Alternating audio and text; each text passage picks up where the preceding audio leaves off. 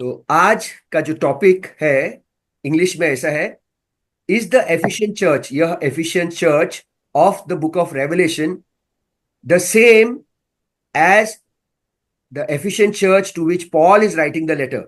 क्या यह प्रकाशित वाक्य अध्याय 2 वचन 1 से 11 में जो एफिसियों की कलीसिया का जिक्र किया है यूहन्ना ने, क्या यह एफिसियों का कलीसिया और जो पौलुस ने एफिसियों की कलीसिया को चिट्ठी लिखा था ना, 6 चैप्टरों का, क्या यह एक ही एफिसियों का कलीसिया है कि अलग है? अब यह प्रश्न मैंने बहुत से जो चर्च लीडर है उनसे किया, लेकिन वे जो सत्य का वचन का सही रीति से विभाजन नहीं करते हैं, वे क्या कहते हैं कि ये दोनों, जो पौलुस ने चिट्ठी लिखा था एफिसियों का कलीसिया और जो एफिसियों के कलीसिया के बारे में जिक्र किया है यूहन्ना ने, यह दोनों कलीसिया एक ही है, यह एक नहीं है। अगर हम लोग एफिसियों के अध्याय 2 वचन 1 से 11 पढ़ते हैं, कोई भी पढ़ सकता है, कोई एक पढ़ सकता है हमारा, कौन है भाई? तो Rohit. Rohit. Yes sir. Ephesians chapter. Ephesians नहीं, प्रकाशित वाक्य के अध्याय 2 वचन 1 से 11।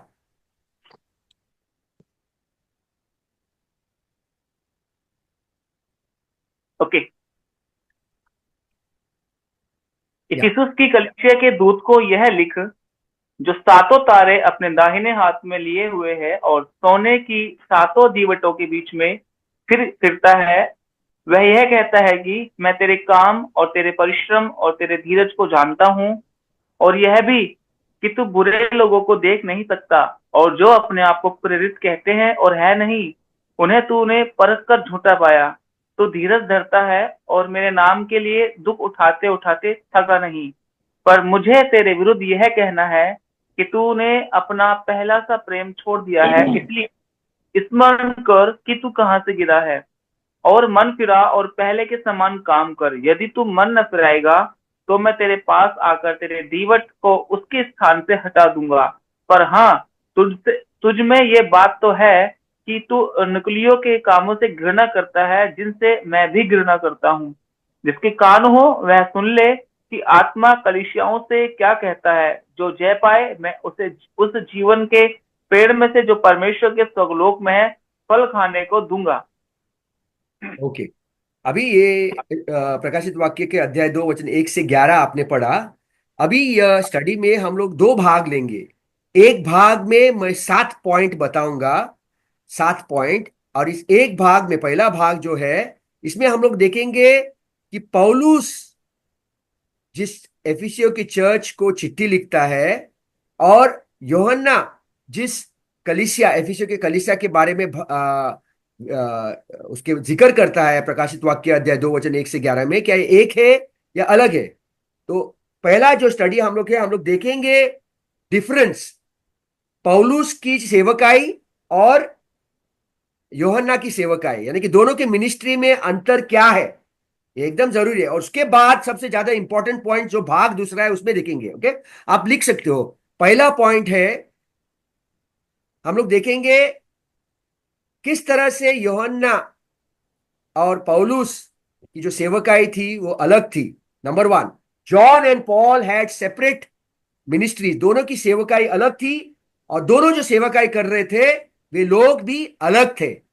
पहला स्क्रिप्चर गलीतियों के अध्याय 2 वचन 9, या भाई पढ़ सकते हो गलीतियों, रोहित कुमार, गलीतियों के अध्याय 2 वचन 9।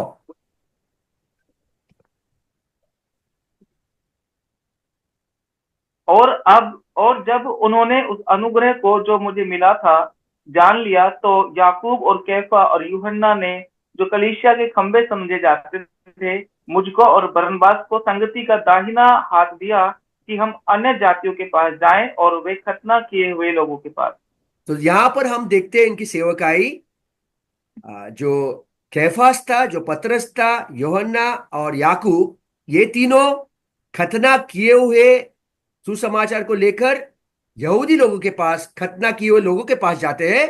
और पौलुस और बरनबास से क्या कहते हैं कि आप खतना रहित, खतना न किए हुए लोगों के पास जाए, यानी कि जेंटाइल्स के पास, यानी कि अन्य जातियों के लोगों के पास। और ये दोनों दोनों पौलुस और इनके बीच में याकूब पतरस और यूहन्ना के बीच में जो एग्रीमेंट हुआ था, यह एग्रीमेंट का रेफरेंस हमें प्रेरितों की पुस्तक अध्याय 15 में मिलता है। यानी कि जो कुछ भी गलातियों अध्याय 2 वचन 7, 8, 9 में वार्ता विलाप हुआ उनका, यह वार्ता विलाप का डिस्क्रिप्शन हमें प्रेरितों की पुस्तक अध्याय 15 में मिलता है। ओके, उसको पढ़ने की जरूरत नहीं है। दूसरा स्क्रिप्चर हम लोग देखेंगे लूका के अध्याय 12 वचन 32 में, जहां पर द लिटिल फ्लॉक लिखा है, इंग्लिश में लिटिल फ्लॉक, यानी कि छोटे छोटे झुंड। लूका के अध्याय 12 वचन 32।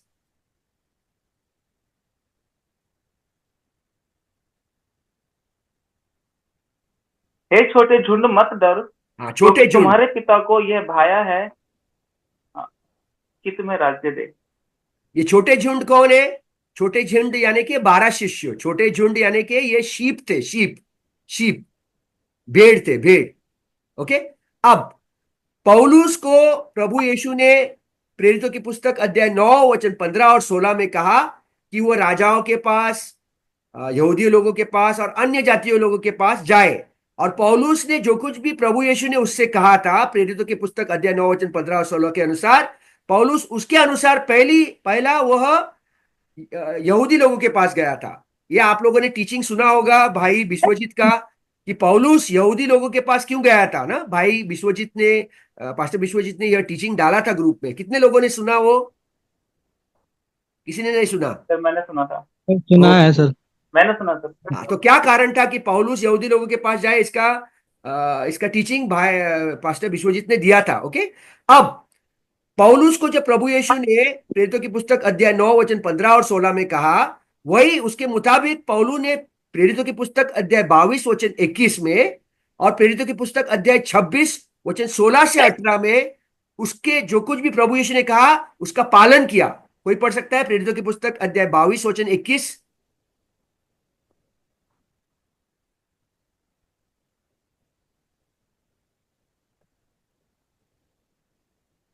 रोहित। हाँ भाई रोहित।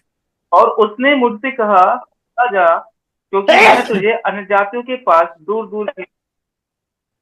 हाँ, और प्रेरितों की पुस्तक 26 वचन 16 और 18, 16 से 18।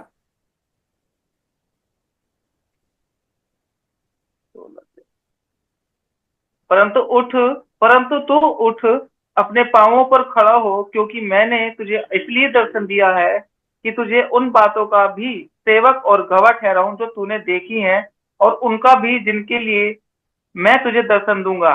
और मैं तुझे तेरे लोगों से और अन्य जातियों से बचाता रहूंगा, जिनके पास मैं अब तुझे इसलिए भेजता हूँ कि तू उनकी आंखें खोले कि वे अंधकार से ज्योति की ओर और शैतान के अधिकार से परमेश्वर की ओर फिरे, कि पापों की क्षमा और उन लोगों के साथ जो मुझ पर विश्वास करने से पवित्र किए गए हैं मिरास पाएं। तो ये यीशु क्रिस्त ने पौलुस को भेजा। जो कुछ भी यीशु क्रिस्त ने, पुनर्जीवित हुआ यीशु क्रिस्त ने पौलुस को प्रेरितों की पुस्तक अध्याय 9 वचन 15 और 16 में। क्या आप प्रेरितों की पुस्तक अध्याय 9 वचन 15 पढ़ सकते हो भाई? परंतु प्रभु ने उससे कहा, तू चला जा, क्योंकि वह तो अन्य जातियों और राजाओं और इजराइलियों के सामने मेरा नाम प्रकट करने के लिए मेरा चुना हुआ पात्र है।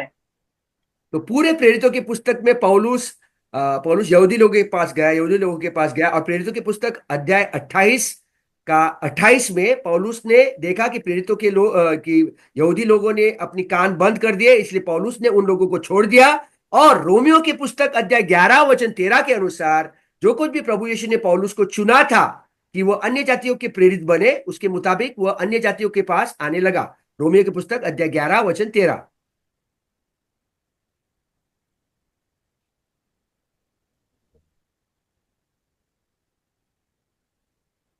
मैं तुम अन्य जातियों से ये बातें कहता हूँ, जबकि मैं अन्य जातियों के लिए प्रेरित हूँ, तो मैं अपनी सेवा की बढ़ाई करता हूँ। तो यहां पर हमें क्या पता चलता है कि पौलुस को पुनर्जीवित हुआ यीशु प्रकाशित द्वारा उससे कहा कि आप अन्य जाति लोगों के पास जाए। और जैसे कि प्रभु यीशु जब जीवित था, मत्ती के अध्याय 10 वचन 5 और 6 में उसने अपने 12 शिष्यों से कहा कि आप यहूदी लोगों के पास, इजराइल की खोई हुई भेड़ों के पास जाए, न कि अन्य जातियों लोगों के पास और सामान्य लोगों के पास मत जाए, न नहीं जाए। तो उसके मुताबिक ही प्रभु यीशु मरने के बाद, जी उठने के बाद, गलीतियों के अध्याय 2 वचन 7, 8, 9 के मुताबिक जो यूहन्ना था, पतरस था और याकूब था, उन्होंने यीशु क्रिस्त के शब्दों का पालन किया। तो ये पहला पॉइंट था। हमें पता चलता है कि यूहन्ना का जो सेवकाई था वो अन्य जाति यहूदी लोगों के लिए था, और पौलुस की जो सेवकाई था वह अन्य जातियों के लिए था। ये पहला, ओके, जानना जरूरी है, क्योंकि हम लोगों को यह पता लगाना है कि जो एफिसियों का जो कलीसिया है, प्रकाशित वाक्य के अध्याय 2 वचन 1 से 11 में, ये ही अफिसियों के कलीसिया पौलुस की एफिसियों के कलीसिया एक है या अलग है? ओके। दूसरा पॉइंट हम लोग लिख सकते हैं, आप लोग। प्रकाशित जो है वो प्रोफेसी है, और एफिसियो जो है वो मिस्ट्री है। यानी कि ये प्रकाशित वाक्य जो पुस्तक है वह प्रोफेसी में आता है, और एफिसियो को जो चिट्ठी लिखता है पाउलू, वह मिस्ट्री के अंदर आता है, रहस्य के अंदर। ओके। सबसे पहले हम लोग प्रकाशित वाक्य के अध्याय 1 वचन 1, 2, 3 पढ़ेंगे। प्रकाशित वाक्य के अध्याय 1 वचन 1, 2, 3, यह जानने के लिए क्या सचमुच में प्रकाशित वाक्य का पुस्तक प्रोफेसी के अंडर आता है, भविष्यद्वक्ता के दो जो भविष्यवाणी है उसके अंदर आता है, या मिस्ट्री के अंदर आता है? यीशु मसीह का प्रकाशित वाक्य है, जो उसे परमेश्वर ने इसलिए दिया कि अपने दासों की को वे बातें जिनका शीघ्र होना अवश्य है दिखाए, और उसने अपने स्वर्गदूत को भेजकर उसके द्वारा अपने दास यूहन्ना को बताया, जिसने परमेश्वर के वचन और यीशु मसीह की गवाही अर्थात जो कुछ उसने देखा था उसकी गवाही दी। धन्य है वह जो इस भविष्यवाणी के वचन को पढ़ता है। भविष्यवाणी के शब्द ना। यस, तो इससे पता चलता है कि प्रकाशित वाक्य जो है वो भविष्यवाणी, वो प्रोफेसी के अंडर आता है। अब यह देखेंगे कि एफिसियों का कलीसिया जिसे पौलुस ने चिट्ठी लिखा है, वह भविष्यवाणी के नीचे आता है या रहस्य के नीचे आता है। ये इसके लिए आप प्रेरितों के पुस्तक, सॉरी, इसके लिए आप रोमियो के पुस्तक, सॉरी, एफिसियों के पुस्तक अध्याय 3 वचन 1, 2, 3 पढ़ो, और 5 पढ़ो। नहीं, 1, 2, 3 पढ़ो, 1, 2 और 3 पढ़ो। एफिसियों के अध्याय 3 वचन 1, 2 और 3, आयात 1, 2 और 3। इसी कारण इसी कारण मैं पौलुस, जो तुम अन्यजातियों के लिए मसीह यीशु का बंदी हूँ, यदि तुमने परमेश्वर के उस अनुग्रह के प्रबंध का समाचार सुना हो जो तुम्हारे लिए मुझे दिया गया, अर्थात यह है कि वह भेद मुझ पर प्रकाशन के भेद, द्वारा वह प्रकट भेद, हुआ, वह भेद। जैसा मैं पहले ही। यस, तो भेद मतलब रहस्य, रहस्य। ओके। अभी इसके बाद सिर्फ ये 2 स्क्रिप्चर लेंगे। एक प्रेरितों की पुस्तक अध्याय 3 वचन 20 और 21, और दूसरा रोमियो की पुस्तक अध्याय 16 का 25 और 26। यह भेद रहस्य के बारे में रोमियो के अध्याय 16 वचन 25 और 26 में लिखा है, और प्रेरितों की पुस्तक अध्याय 3 वचन 20 और 21 में भविष्यवाणी के बारे में लिखा है। क्या? प्रेरितों की पुस्तक 3 का 20 और 21, और उसके बाद रोमियो के 16 वचन 25 और 26। मैं पढ़ रहा हूँ पहले प्रेरितों की पुस्तक 3 अध्याय उसका 20 और 21। यस। और वह यीशु को भेजे जो तुम्हारे पहले ही से मसीह ठहराया गया, अवश्य है कि वह स्वर्ग में उस समय तक रहे जब तक कि वह सब बातों का सुधार न कर ले, जिसकी चर्चा प्राचीन काल से परमेश्वर ने अपने पवित्र भविष्यवक्ताओं के मुख से की है। हाँ, पवित्र भविष्य द्वारा द्वारा मुख से, यानी कि भविष्यवाणी। ओके। अभी रोमियो के अध्याय 16 वचन 25 और 26 पढ़ो। अब जो ओके, तुमको मेरे अब सुसमाचार अर्थात यीशु मसीह के संदेश के प्रचार के अनुसार स्थिर कर सकता है, उस भेद के प्रकाश के अनुसार भेद के प्रकाश, जो सनातन से छिपा यस, रहा, वो सनातन से छिपा हुआ था, परंतु अब प्रकट होकर सनातन परमेश्वर की आज्ञा से भविष्य वक्ताओं की पुस्तकों के द्वारा सब जातियों को बताया गया है कि वे विश्वास से आज्ञा मानने वाले हो जाएं। उसी एकमात्र बुद्धिमान परमेश्वर जिसकी यीशु मसीह के द्वारा युगानुयुग महिमा होती रहे। आमीन। वो यह दूसरा पॉइंट जो था, जो प्रकाशित वाक्य है वो भविष्यवाणी के नीचे आता है, और जो एफिशिएंस का जो पुस्तक जो पौलुस ने चिट्ठी लिखा है वह भेद यानी कि सॉरी वह रहस्य के नीचे आता है। ओके, दूसरा पॉइंट। तीसरा पॉइंट देखेंगे हम लोग। तीसरा पॉइंट, यूहन्ना ने कभी भी प्रकाशित वाक्य में पौलुस का जिक्र नहीं किया है, और पौलुस ने कभी भी एफिसियों के पुस्तक में यूहन्ना का जिक्र नहीं किया है। Third point, John never makes a reference to Paul in the book of Revelation, and Paul never makes a reference about John in the book of Ephesians. Okay, दोनों का जो मिनिस्ट्री था, दोनों की जो सेवकाई था अलग अलग था, और दोनों जो बातें कर रहे थे उनके सामने जो लोग सुन रहे थे वे लोग भी अलग अलग थे। यह हमको गलीतियों के अध्याय 2 वचन 9 में मिलता है। पढ़ सकते हो आप गलीतियों के अध्याय 2 वचन 9 में, जो हमने पहले ही पढ़ा था।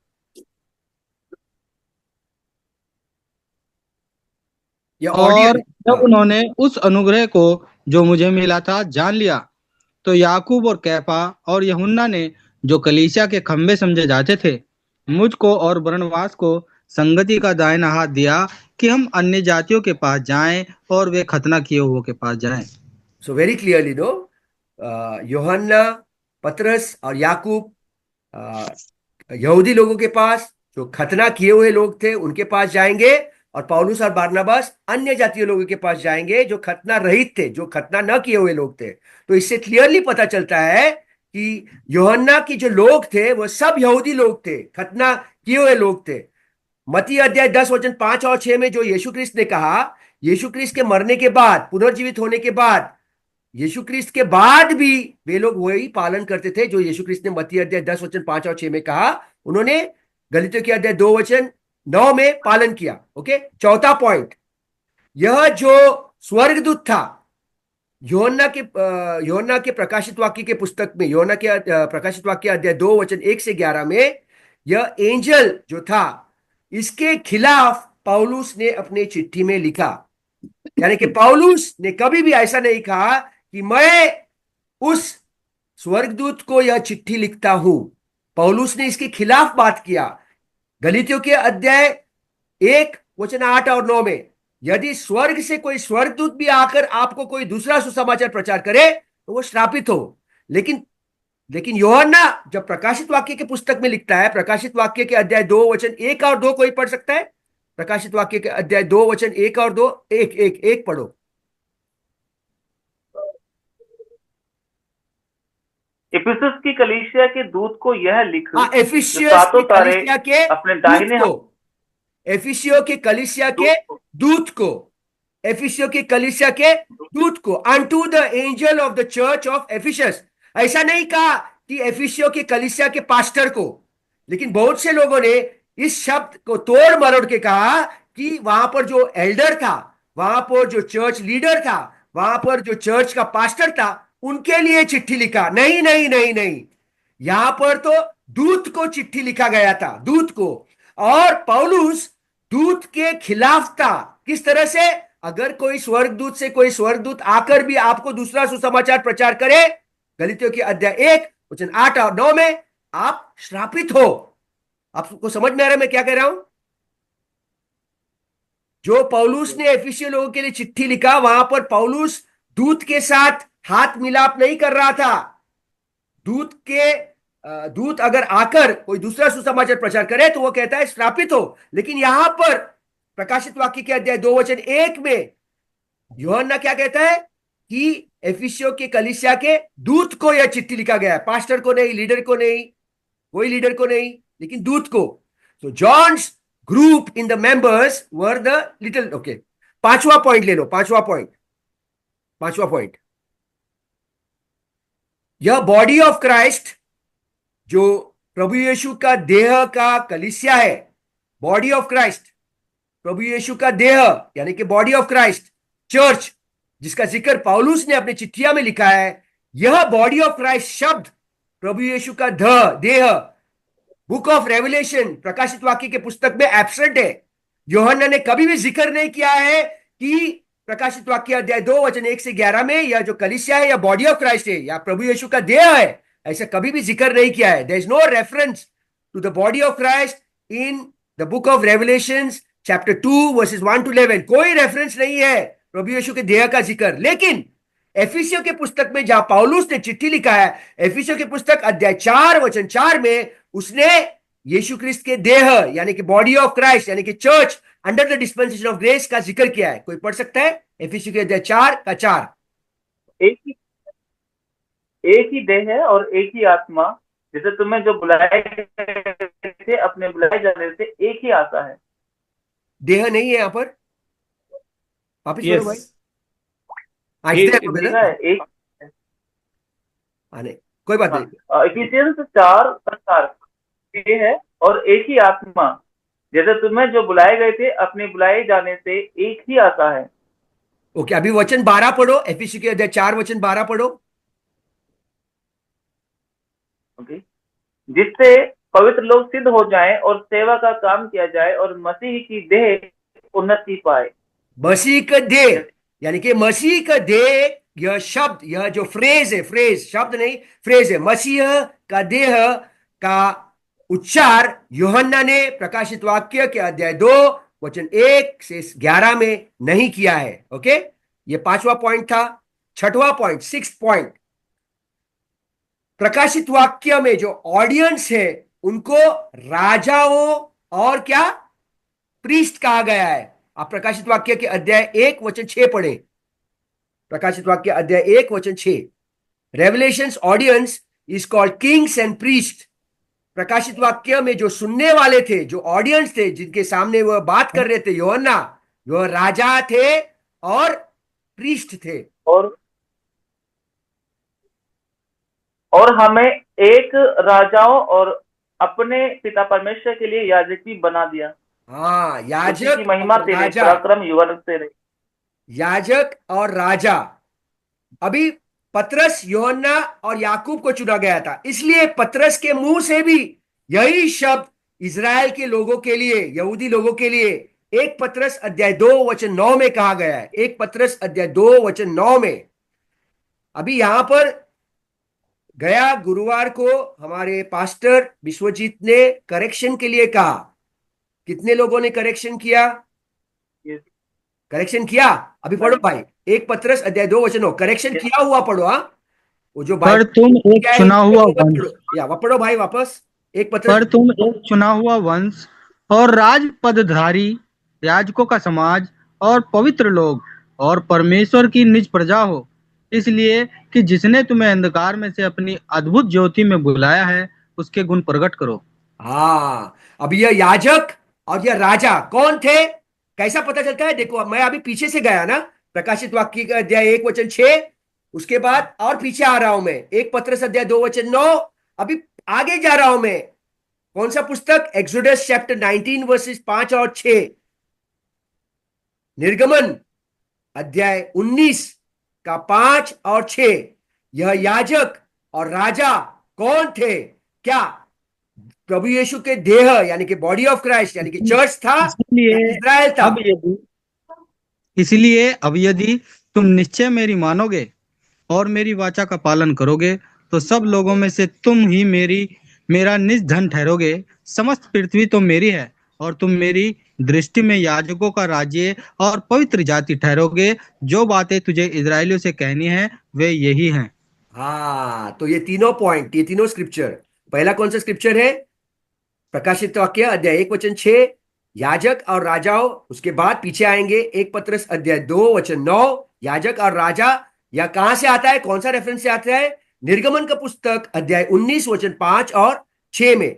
तो ये एफिसियों के चर्च में जहां पौलुस ने चिट्ठी लिखा था, यहां पर कोई याजक, कोई राजा नहीं था। यहां पर सब बॉडी ऑफ क्राइस्ट था, जो न्यू क्रिएशन था, नया नया रचाया हुआ लोग था। तो ये याजक और ये राजा जो था सिर्फ इजराइल के लिए था। 7वां पॉइंट, पौलुस ने जो गॉस्पेल ऑफ ग्रेस पढ़ाया था एफिसियों के लोगों को, वह कन्वर्ट्स ज्यादा करके जेंटाइल्स थे। जेंटाइल्स मतलब अन्य जातियों के लोग थे। एफिसियों के अध्याय 2 वचन 11 और 12, Paul's converts in the book of Ephesians to the church of Ephesians are Gentiles. पौलू ने जिसको बॉडी गॉस्पेल ऑफ ग्रेस पढ़ाया था, यह कलीसिया एफिसियो का सब अन्य जातीय लोग थे। एफिसियो के अध्याय 2 का 11 और 12 पढ़ो। इस कारण स्मरण करो कि तुम जो शारीरिक रीति से अन्य जाति हो और जो लोग शरीर में हाथ हाँ, के अन्य किए हुए जाति थे, खतने से खतने वाले हैं, अन्य जाति वे थे। ओके, तुमको खतना रहित कहते हैं। तुम लोग उस समय मसीह से अलग और इज़राइल की प्रजा के पद से अलग किए हुए और प्रतिज्ञा की वाचाओं के भागी न थे और आशाहीन और जगत में ईश्वर रहित थे। ओके। तो पहला एफिसियो के अध्याय 2 वचन 11 में पौलुस कहता है कि ये लोग जेंटाइल से, अन्य जातियों के लोग। वापिस एफिसियो के अध्याय 3 वचन 1 पढ़ो। एफिसियो के अध्याय 3 वचन 1। इसी कारण मैं पौलुस, जो तुम अन्यजातियों के लिए मसीह यीशु का बंदी हूँ। हाँ, अन्य जातियों के लिए। और वापिस एफिसियो के अध्याय 4 का 17।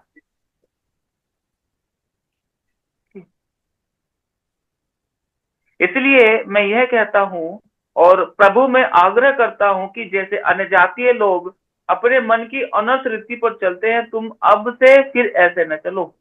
ओके, अभी ये 7वां पॉइंट। ओके, मैंने 7 पॉइंट्स पार्ट 1 में, अभी पार्ट पार्ट 2 इंपॉर्टेंट है, छोटा है, इंपॉर्टेंट है। मैं वापस रिपीट करता हूं सातों भी पॉइंट। सबसे पहला पॉइंट था, John and Paul had separate ministries to different people. Yuhanna और पौलुस को जो सेवकाई थी वो अलग थे और अलग लोगों के लिए था। पहला पॉइंट। दूसरा पॉइंट, प्रकाशित वाक्य जो है वो प्रोफेसी के नीचे आता था और एफिसियो जो है वो मिस्ट्री के नीचे, यानी कि प्रकाशित वाक्य भविष्यवाणी के नीचे आता है और एफिसियो के पुस्तक मिस्ट्री के नीचे, यानी कि रहस्य रहस्य रहस्य के नीचे आता रहस्य है। रहस्य के नीचे। और तीसरा पॉइंट, यूहन्ना कभी भी पौलुस का जिक्र प्रकाशित वाक्य में नहीं करता है और पौलुस कभी भी एफिसियों के पुस्तक में यूहन्ना का जिक्र नहीं करता है। John never makes reference to Paul in Revelation and Paul never makes reference to John in Ephesians. चौथा पॉइंट, जो जो यूहन्ना लिखता है प्रकाशित वाक्य में, वह एक स्वर्गदूत के लिए लिखता है और यह स्वर्गदूत का जिक्र पौलुस अपने चिट्ठी में एफिसियों के लिए कभी नहीं करता है। इसके खिलाफ गलीतियों के अध्याय 1 वचन 8 और 9 में कहता है, यदि स्वर्ग से कोई स्वर्गदूत आकर आपको दूसरा सुसमाचार प्रचार करे तो वह श्रापित हो। पांचवा point, the body of Christ is absent from the book of revelation. यह जो प्रभु यीशु का देह, बॉडी ऑफ क्राइस्ट या चर्च है, वह प्रकाशित वाक्य के पुस्तक में एब्सेंट है। छठवां पॉइंट, प्रकाशित वाक्य में जो लोग सुन रहे थे उनको याजक और राजा कहा जाता है और याजक और राजा का जिक्र पौलुस ने कभी भी अपनी चिट्ठी में नहीं किया है, लेकिन यूहन्ना ने किया और पतरस ने किया, क्योंकि मत्ती के अध्याय 10 वचन 5 और 6 में उन 12 शिष्यों के बराबर बरोबर पतरस था, यूहन्ना था और याकूब था, पौलुस नहीं था। ओके। और सातवां पॉइंट जो है, पौलुस ने जिनको एफिसियों के पुस्तक में चिट्ठी लिखा था वे सब लोग अन्य जाति थे। All Paul's converts in the book of Ephesians where is writing the letter are gentiles. अभी सेकेंड पॉइंट, सेकेंड भाग, दूसरा भाग। पहले भाग में मैंने 7 पॉइंट्स बताया, अभी देखो ये थोड़ा डिटेल में है। Okay, how the apostle John and apostle Paul deferred in detail. किस तरह से यूहन्ना और पौलुस अलग अलग थे, अलग अलग, एक नहीं थे, किसी भी मायने में एक नहीं थे, सिर्फ वे दोनों मनुष्य थे। वे दोनों जिस यीशु का प्रचार करते थे, एक ने जो प्रभु यीशु का प्रचार किया वह मती मार्क लूका वाला मांस लहू में चलने वाला यीशु का प्रचार किया और वह यूहन्ना था। दूसरा ने पुनर्जीवित हुआ यीशु का जिक्र किया और वह है पौलू। अभी ज्यादा कंफ्यूजन क्यों होता है? Why is there so much of confusion? इतना कंफ्यूजन क्यों है लोगों के बीच में? और लोग क्यों कहते हैं कि जो एफिसियों का चर्च का जिक्र यूहन्ना ने प्रकाशित वाक्य के अध्याय 2 वचन 1 से 11 में किया, वही एफिसियों का चर्च को पौलुस ने चिट्ठी लिखा है? ये कंफ्यूजन क्यों है? नंबर 1, ये लोग राइट डिवीजन नहीं करते, ये लोग राइट डिवीजन नहीं कर रहे और ये 2000 साल हो गया है, ये सब कंफ्यूजन स्प्रेड होता जा रहा है और राइट डिवीजन करने वाले के ऊपर ये उंगली उठाते हैं। दूसरी बात, और बहुत से रीजंस है, मैं ब्रीफ में बताता हूं आपको। हम लोगों को हमेशा जब हम लोग पढ़ते हैं, जैसे कि लास्ट टाइम पास्टर विश्वजीत ने वेरी क्लियरली कहा, नए लोग हैं तो नए लोगों को, हम लोगों को मत्ती अध्याय 28 वाला सुसमाचार नहीं सुनाना है। We have not to preach the gospel of Matthew 28 to new people, लेकिन we have to preach the glorious gospel to new people. एक गॉस्पल है मत्ती अध्याय 28 में जो है वो गॉस्पल है, सुसमाचार है, और एक कोरिंथियंस अध्याय 15 वचन 1 से 4 में जो है वो गॉस्पल नहीं है, वह ग्लोरियस गॉस्पल है, महिमा वाली सुसमाचार है। क्यों उसको ग्लोरियस गॉस्पल क्यों कहा गया है? और यह मत्ती अध्याय 28 में जिस गॉस्पल को यूहन्ना ने प्रचार किया, यीशु ख्रिस्त ने कहकर, पतरस ने प्रचार किया, याकूब ने प्रचार किया, उसको गॉस्पल क्यों कहा गया है और इसको ग्लोरियस गॉस्पल क्यों कहा गया है? क्योंकि मत्ती अध्याय 28 में वहां पर प्रभु यीशु पुनर्जीवित नहीं होता है। मत्ती अध्याय 28 में जो प्रभु यीशु ने कहा है वो कहा, जाकर जो कुछ भी मैंने आपको सिखाया वो दूसरों को पढ़ाओ आप, और पानी का बपतिस्मा दे, फादर सन और होली स्पिरिट के नाम में आप बपतिस्मा दे, पानी में डुबकी मारकर बपतिस्मा दे। वहां पर कोई ग्लोरी नहीं होता है, कोई महिमा नहीं होता है, लेकिन यहां पर प्रभु यीशु मरने के बाद पुनर्जीवित हुआ और उसको महिमा वाली शरीर मिला, इसलिए इसको ग्लोरियस गॉस्पल कहता है जो पौलुस ने प्रचार किया। आगे okay, it is always important to remember, यह जरूरी है जब भी हम लोग बाइबल पढ़ते हैं, क्या इस पुस्तक में यीशु क्रिस्त के देह के बारे में यानी कि बॉडी ऑफ क्राइस्ट के बारे में लिखा है या नहीं लिखा है? सिर्फ पौलुस की 13 चिट्ठियों में प्रभु यीशु के देह का जिक्र किया है। The word body of Christ, the phrase body of Christ is only spoken in Pauline epistles, it is not spoken by anybody else. और किसी ने भी प्रभु यीशु के देह का जिक्र अपने चिट्ठियों में नहीं लिखा है, सिर्फ पौलुस ने। इवन इवन मत्ती अध्याय 18 में जो कलीसिया के बारे में प्रभु यीशु पतरस को कहता है, वह कलीसिया भी बॉडी ऑफ क्राइस्ट नहीं है, वह कलीसिया मैसायनिक चर्च है, जो प्रेरितों की पुस्तक अध्याय 2 में जिक्र किया था, जो प्रेरितों की पुस्तक अध्याय 4 में किया था, जहां पर लोग अपनी जमीन बेचकर वह पैसा लोगों के बीच में बांटकर सब लोगों के पास एक तरह के पैसा रहते थे। आगे ओके ओके एफिसियो, ओके हम आगे जाएंगे, मैं ज्यादा स्क्रिप्चर ज्यादा लिया। दूसरा पॉइंट इसमें, दूसरा पॉइंट एफिसियो में जो कलीसिया है और यूहन्ना के मिनिस्ट्री में जो कलीसिया है, हेलो, एफिसियो के पुस्तक जो से पौलुस ने चिट्ठी लिखा था, वह एफिसियो का पुस्तक, और पौलुस यूहन्ना ने जिस एफिसियो के चर्च के बारे में जिक्र किया है, वहां पर स्वर्गदूत है और पौलुस यहां पर स्वर्गदूत से खिलाफ है।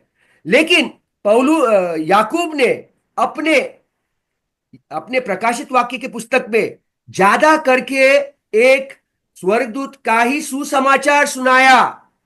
प्रकाशित वाक्य के अध्याय 14 वचन 6, 7, 8 और 9 पढ़ेंगे, धीरे से पढ़ो भाई ओके। प्रकाशित वाक्य के अध्याय 14 का 6, 7, 8 और 9, revelation chapter 14 verses 6, 7, 8, 9, he speaks about the gospel, everlasting gospel which Paul is against, पौलुस खिलाफ था। यदि याकूब पौलुस के मिनिस्ट्री में आकर यह स्वर्गदूत का प्रचार किया होता तो पौलुस याकूब को क्या कहता? पौलुस कहता यू आर एक्स्ड याकूब को, क्योंकि पौलुस के मुताबिक जो अन्य जातियों के लोग हैं उसको स्वर्गदूत वाला सुसमाचार नहीं सुनाया जा सकता था, वो श्रापित होते थे। लेकिन प्रकाशित वाक्य के अध्याय 14 वचन 6, 7, 8, 9 में यूहन्ना यह एवरलास्टिंग गॉस्पेल स्वर्गदूत से मुख से सुनाता है। कोई पढ़ सकता है? रेवलेशन चैप्टर 14 फिर मैंने 6 to 9, फिर मैंने एक और स्वर्गदूत को आकाश बीच में उड़ते हुए देखा, जिसके पास पृथ्वी पर के रहने वालों की हर एक जाति और कुल और भाषा और लोगों को सुनाने के लिए सनातन सुसमाचार था। उसने बड़े शब्द से कहा, परमेश्वर से डरो और उसकी महिमा करो, क्योंकि उसके न्याय करने का समय आ पहुंचा है, और उसका भजन करो जिसने स्वर्ग और पृथ्वी और समुद्र और जल के सोते बनाए। फिर इसके बाद एक और दूसरा स्वर्गदूत यह कहता हुआ आया, गिर पड़ा वह बड़ा बेबीलोन, गिर पड़ा जिसने अपने व्यभिचार की कोप में मदिरा सारी जातियों को पिलाई है।